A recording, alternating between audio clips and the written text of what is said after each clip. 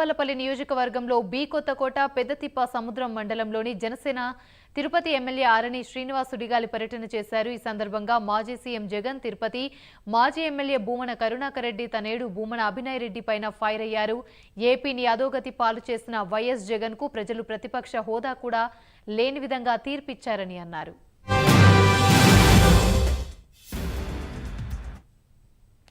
నలుగురు అధికారులు, నలుగురు సలహాదారులు, నలుగురు మంత్రులతో ఈ 5 సంవత్సరాలు రాజ్యం వెళ్ళాడు.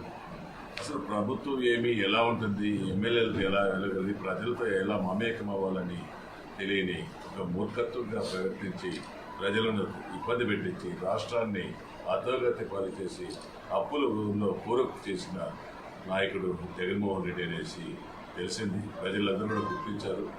తగిన గుణపాఠం కూడా నేర్పారు. భవిష్యత్తులో ఇంకెప్పుడు కూడా రాజకీయాల్లోకి రాలేని విధంగా ప్రజలు అపోజిషన్ పార్టీ కూడా దక్కే విధంగా లేకుండా ప్రజలు తీర్పిచ్చారు.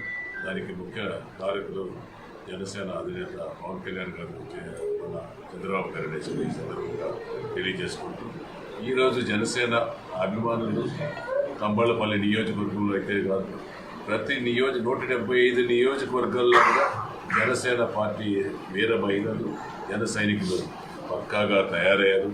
రాబోయే రోజుల్లో జనసేన అగ్రస్థానంలో నిలుస్తుంది. ఒక గంజాయే కాదు, అన్ని అక్రమ వ్యాపారాలు.